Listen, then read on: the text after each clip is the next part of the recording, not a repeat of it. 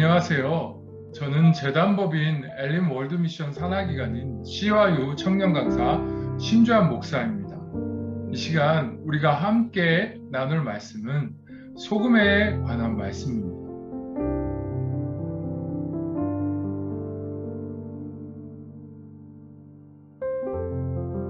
우리 다 같이 마태복음 5장 13절의 말씀을 같이 보시겠습니다. 너희는 세상의 소금이니 소금이 만일 그 맛을 잃으면 무엇으로 짜게 하리요? 후에는 아무 쓸데없어 다만 밖에 버리워 사람들에게 밟힐 뿐이니라. 아마도 소금하면 어린아이로부터 어른에 이르기까지 모르는 사람이 없고 어디에 사용되는지도 잘 알고 있을 것입니다. 특히 우리나라는 김장철이 되면 싱싱한 배추를 가져와 소금물에 절여 맛있는 김치를 만듭니다. 소금의 역할은 음식 속에 들어가 섞여져서 짠 맛을 내고 음식이 썩는 것을 방지하기도 합니다. 그런데 예수님께서 자기를 믿고 거듭난 성도들에게 너희가 세상의 소금이다 라고 말씀해 주셨습니다. 그러면 이 소금은 과연 무엇일까요? 예수님께서는 8가지의 복인 팔복을 설교를 하시고 결론은 너희가 세상의 소금 그리고 빛이라고 하셨습니다.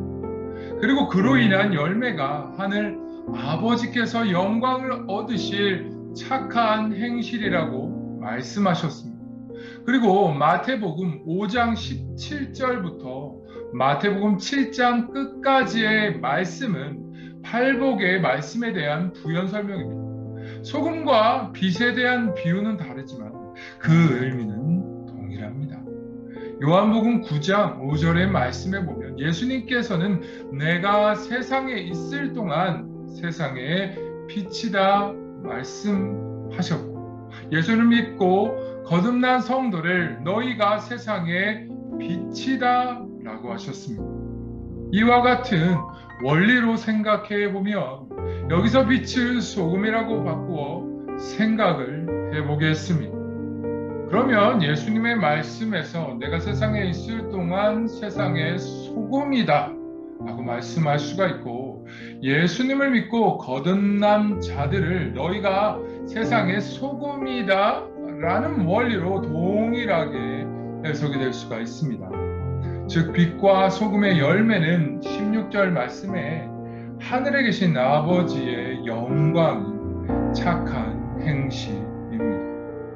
오늘의 비유의 말씀이 산상수훈의 말씀의 결론에 있기 때문에 예수님께서 말씀하신 산상수훈의 의미를 아는 것은 매우 중요합니다. 좀 더 성경을 바로 알기 위해 인류의 시작인 에덴 동산으로 가보겠습니다. 에덴 동산에 처음 하나님께서 사람을 창조하실 때 아담과 하와는 하나님의 형상으로 지어졌습니다. 하나님의 말씀을 머리로 하고 그 말씀을 순종하여 복을 받도록 지음을 받은 것이지요. 그런데 사단이 에덴을 미혹하려고 들어왔고 하와와 아담이 범죄하게 되었습니다. 하나님 앞에 죄를 지은 사람은 자신의 죄의 결과로 사망을 당해야 했고 하나님과 분리되고 독립된 채 하나님의 통치를 거절하게 되었습니다. 하나님을 불순종하여 죄를 따라가게 된 결과로 하나님과 원수가 된 것입니다. 그리고 하나님은 인간이 왜 사망당하게 되었는지 깨닫게 해주시려고 모세를 통해서 율법을 내려주셨습니다. 우리 다 같이 로마서 3장 20절의 말씀을 보겠습니다. 그러므로 율법의 행위로 그의 앞에 의롭다 하심을 얻을 육체가 없나니 율법으로는 죄를 깨달음이니라. 오늘 말씀을 통해 율법이 주신 목적이 바로 우리 인간이 죄인인 것을 깨닫기 위한 것임을 말씀하고 있습니다. 로마서 3장 20절의 말씀을 한마디로 정의를 한다면 너희가 율법을 지켜보아 만약 그 율법을 지킬 수 있다면 너희가 영원히 사는 완전한 자이고 지킬 수 없다면 너희는 죄인이고 죽은 자이다 라고 하나님께서 말씀하시는 것입니다. 사실 이렇게 말씀하시는 이유는 하나님께서 죄로 죽은 자기 백성을 사랑하셨기 때문입니다. 즉 죄로 인해서 타락을 한 사람이 다시 살려 영원한 하나님의 자녀로 만들기 위함인 것입니다. 그런데 문제가 생기게 되었습니다. 하나님께서는 사람이 율법을 받고 죄인인 것을 깨달아 자신이 사망당한 것을 발견하라고 하였는데, 하지만 외식하는 율법자들이 이 모든 율법을 지킬 수 있다고 예수님께 와서 자랑하는 것입니다. 하나님은 구약의 그 겉으로 행위로만 지키는 것을 넘어서 마음으로 계명을 지키지 못하면 죄가 되도록 강화시키셨습니다. 이것이 바로 상상수훈의 말씀입니다. 즉 이웃의 물건을 탐내기만 해도 우상 숭배하는 것이고, 애인을 보고 음욕을 품어도 간음하는 것이며, 형제를 미워만 하여도 살인하는 것이고, 원수를 사랑하라는 강도가 높은 율법인 계명을 주셨습니다. 결국 사람은 할 수가 없는 계명인 오직 죄가 없으신 하나님의 아들만이 지킬 수 있는 법이었습니다. 따라서 팔복을 포함한 산상수훈의 말씀은 너희는 불의한 자로서 이 계명을 통해 너희들이 뼛속까지 죄인임을 폭로가 될 것이다 라는 진단입니다. 사람의 은은 영원하지 않습니다. 모두 사라지는 것이며 변하는 것입니다. 하나님은 영원한 것인 썩지 않는 것을 우리에게 주시기를 기뻐하셨습니다. 그 소금은 그리스도이고, 그 소금의 맛은 그 안에 있는 생명과 은혜이며 진리와 사랑입니다. 그래서 소금을 헬라어로는 할라스라고 하는데요, 상징적인 의미로는 영원을 의미합니다. 모든 제사의 내용문들이 그리스도라는 이름 안에 있기 때문에 그리스도는 영원한 언약의 소금이십니다. 사실 에덴 이후 모든 사람은 죄로 인하여 영생하지 못하고 그 육체는 결국 썩게 되는 것입니다. 따라서 우리는 영원한 소금이 필요합니다. 율법의 말씀도 영원한 소금으로 인도하는 과정의 말씀입니다.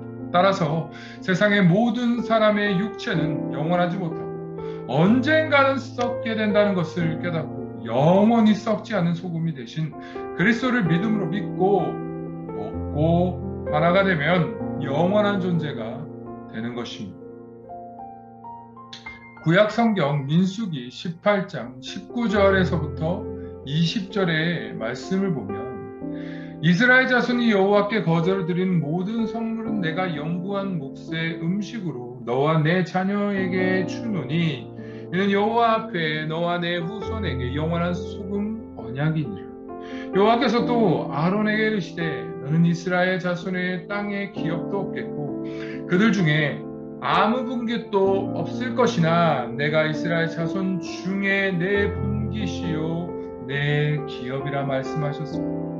이 위의 말씀에 여호와께 거저로 드린 모든 성물은 그리스도를 의미하는데요, 택한 백성들에게 영원한 몫으로 음식으로 주신다는 그것이 바로 영원한 소금의 언약입니다. 이 음식은 레위지파인 곧 제사장의 몫이었는데요, 신약에서 제사장은 교회를 말씀하고 있습니다. 따라서 구약에서 영원한 언약의 소금 언약은 예수 그리스도였고, 예수님은 택한 백성들에게 주어진 성찬의 양식이었습니다. 이와 같이 요한복음 6장 54절에서부터 58절의 말씀을 함께 읽어보겠습니다. 예수께서 이르시되 내가 진실로 진실로 너희에게 이르노니 인자의 살을 먹지 아니하고 인자의 피를 마시지 아니하며 너희 속에 생명이 없느니라. 내 살을 먹고 내 피를 마시는 자는 영생을 가졌고 마지막 날에 내가 그를 다시 살리리니 내 살은 참된 양식이요 내 피는 참된 음료로라. 내 살을 먹고 내 피를 마시는 자는 내 안에 거하고 나도 그의 안에 거하나니 살아계신 아버지께서 나를 보내심에 내가 아버지로 말미암아 사는 것 같이 나를 먹는 그 사람도 나로 말미암아 살리라. 이것은 하늘에서 내려온 떡이니 조상들이 먹고도 죽은 그것과 같지 아니하여 이 떡을 먹는 자는 영원히 살리라. 구약 성경을 통해 택한 백성들에게 언약하신 영원한 소금, 바로 하나님 앞에 율법의 요구를 이루어내신 완전한 의식, 곧 예수 그리스도이십니다. 성도는 율법을 통하여 자신이 죄로 인한 불의를 폭로를 당하고 완전하신 그리스도를 믿음으로 하나가 되어 영원한 소금이 된 것입니다. 분명한 것은 영원한 언약인 소금 되신 그리스도, 그와 연합된 성도가 소금이라면 그 착한 행실도 그리스도의 열매라는 것을 알게 됩니다. 곧 생명의 성령의 열매입니다. 그러므로 영원한 소금을 소유한 사람은 첫째 성령의 하나가 되신 것을 힘써 지키게 됩니다. 에베소서 4장 3절의 말씀엔 평안에 매는 줄로 성령이 하나 되게 하신 것을 힘써 지키라 말씀합니다. 두 번째, 형제의 교제에 언약의 소금에 마신 생명의 은혜와 사랑의 수고를 두어 평안하게 합니다. 마가복음 9장 50절에는 소금은 좋은 것이로되 만일 그 소금이 맛을 잃으면 무엇으로 이를 짜게 하리요. 너희 속에 소금을 두고 서로 화목하라 하시니라. 셋째, 불의를 쫓지 않고 참의이신 그리스도로 인하여 성령의 열매를 맺습니다. 갈라디아서 6장 9절에서 10절의 말씀에 우리가 선을 행하되 낙심하지 말지니 포기하지 아니하며 때가 이름에 거두리라. 그러므로 우리는 기회 있는 대로 모든 이에게 착한 일을 하되 더욱 믿음의 가정에게 할지니라. 마땅히 예수님을 믿는 성도들은 빛들의 열매로 맺어야 합니다. 그리고 소금이 되신 그리스도와 연합되어 소금의 열매를 맺어야 합니다. 이것이 바로 하늘에 계신 아버지의 영광이 되는 착한 행실입니다. 이 착한 행실이란 세상 사람들이 이해하고 있는 착한 행실과는 다릅니다. 세상 사람들은 자신의 죄로 인해 그 죄의 불이 곧 하나님과 관계가 없이 자신의 의로부터 출발했기 때문에 그 행실의 결과도 자신의 영광으로 되어지는 것입니다. 즉 자신의 이익과 자신의 영광만을 위해 살아가는 것입니다. 이는 하나님께 영광이 되지 않습니다. 그러나 성도의 착한 행실은 그 근원이 그리스도의 의로부터 시작됐기 때문에 그 영광도 하나님께 돌아가게 되어 하늘 생명책에 기록됩니다. 오늘의 영상을 통해 말씀을 듣고 있는 사랑하는 성도 여러분, 성령의 소욕을 따라 섬김으로 하나님의 영원한 목적인 새 예루살렘 성인 곧 어린 양의 아내 아름답게 단장되어지시기를 예수님의 이름으로 축복드립니다. 감사합니다.